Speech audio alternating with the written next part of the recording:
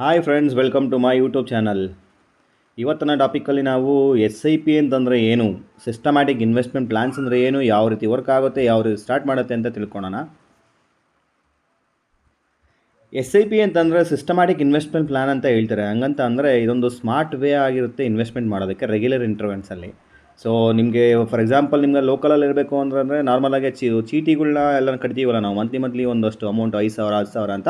ಅದೇ ರೀತಿ ನೀವು ಇನ್ವೆಸ್ಟ್ಮೆಂಟಲ್ಲಿ ಕೂಡ ನೀವು ಎಸ್ ಐ ಪಿ ಮಾಡಿದಾಗ ಏನಾಗುತ್ತೆ, ಮಂತ್ಲಿ ಒಂದು ಫಿಕ್ಸ್ಡ್ ಅಮೌಂಟ್ ಅಂತ ಮಾಡ್ತೀರಾ. ಸೊ ಸ್ಮಾಲರ್ ಅಮೌಂಟ್ ಆಗ್ಬೋದು, ಬಿಗ್ಗರ್ ಅಮೌಂಟ್ ಆಗ್ಬೋದು. ಆ ಪರ್ಟಿಕ್ಯುಲರ್ ಡೇ ಅಂತ ಫಿಕ್ಸ್ ಮಾಡ್ಕೊತೀರಾ, ಪರ್ಟಿಕ್ಯುಲರ್ ಮಂತಲ್ಲಿ ಫಿಕ್ಸ್ ಮಾಡ್ತೀರಾ. ಆ ಪರ್ಟಿಕ್ಯುಲರ್ ಡೇಲಿ ಏನಾಗುತ್ತೆ, ರೆಗ್ಯುಲರಾಗಿ ಇನ್ವೆಸ್ಟ್ಮೆಂಟ್ ಸ್ಟಾರ್ಟ್ ಆಗುತ್ತೆ. ಸೊ ಈ ಎಸ್ ಐ ಪಿ ಯಾವ ರೀತಿ ವರ್ಕ್ ಆಗುತ್ತೆ ನೋಡೋಣ. ಸೊ ಬೆನಿಫಿಟ್ ಏನು ಎಸ್ ಐ ಪಿದು ಅಂತಂದರೆ, ನಿಮ್ಮ ಸ್ಮಾಲ್ ಅಮೌಂಟಲ್ಲಿ ನೀವು ಇನ್ವೆಸ್ಟ್ಮೆಂಟ್ ಸ್ಟಾರ್ಟ್ ಮಾಡ್ಬೋದು. ಡಿಸಿಪ್ಲಿನ್ ವೇಯಲ್ಲಿ ಇನ್ವೆಸ್ಟ್ಮೆಂಟ್ ಮಾಡ್ಬೋದು ನೀವು ಮಂತ್ ಇನ್ವೆಸ್ಟ್ಮೆಂಟ್ ಮಾಡಿಕೊಂಡು. ಮತ್ತು ಇದರಿಂದ ನಿಮ್ಗೆ ಏನು ಪ್ರಾಬ್ಲಮ್ ಆಗಲ್ಲ ಅಂತಂದರೆ, ನಿಮಗೆ ಲೋವರ್ ರಿಸ್ಕ್ ಇರುತ್ತೆ. ಬಿಕಾಸ್ ನೀವು ಮಂತ್ಲಿ ಕಟ್ಟೋದ್ರಿಂದ ನಿಮಗೆ ಇರ್ರೆಸ್ಪೆಕ್ಟಿವ್ ಆಫ್ ಮಾರ್ಕೆಟ್ ಕಂಡೀಷನ್ಸಲ್ಲಿ ಸ್ಟಾಕ್ಸ್ನ ಬೈ ಮಾಡಿರ್ತೀರಾ. ಸೊ ಮತ್ತೆ ಏನಾಗುತ್ತೆ, ನಿಮಗೆ ಲಾಂಗರ್ ಟರ್ಮ್ಗೆ ಕಾಂಪೌಂಡೆಡ್ ಬೇಸಿಸಲ್ಲಿ ರಿಟರ್ನ್ ವರ್ಕೌಟ್ ಆಗುತ್ತೆ.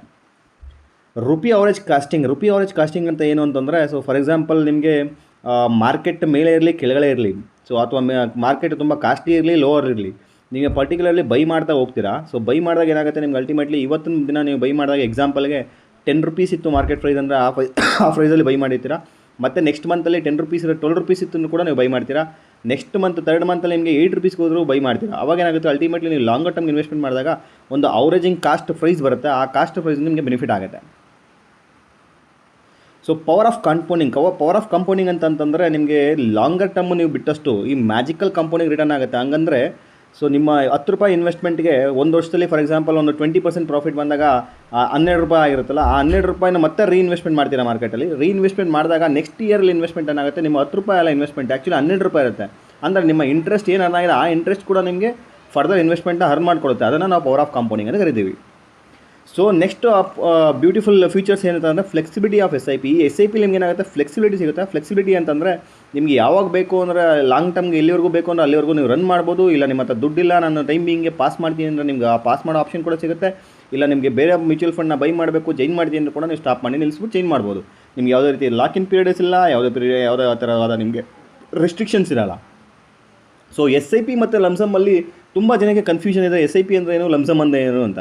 ಎಸ್ ಐ ಪಿ ಅಂತಂದರೆ ನಾನು ಅವಾಗೇನು ಹೇಳ್ದಂಗೆ ನಿಮ್ಗೆ ಏನಾಗುತ್ತೆ, ಡಿಸಿಪ್ಲಿನ್ ಆಗಿ ಮಂತ್ಲಿ ಒಂದು ಸ್ಮಾಲರ್ ಅಮೌಂಟ್ ಇನ್ವೆಸ್ಟ್ಮೆಂಟ್ ಮಾಡೋದನ್ನ ಎಸ್ ಐ ಪಿ ಅಂತ ಕರಿತೀವಿ.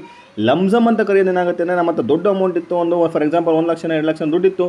ಆ ದುಡ್ಡಿದ್ದು ನನ್ನ ಹತ್ರ ಎಲ್ಲಿ ಇನ್ವೆಸ್ಟ್ಮೆಂಟ್ ಮಾಡಬೇಕು, ಒಂದೇ ಟೈಮ್ ಇನ್ವೆಸ್ಟ್ಮೆಂಟ್ ಮಾಡಿ ಬಿಟ್ಬಿಡ್ತೀನಿ ಅಂದರೆ ಅದನ್ನು ನಾವು ಲಮ್ಸಮ್ ಅಮೌಂಟ್ ಅಂತ ಕರಿತೀವಿ.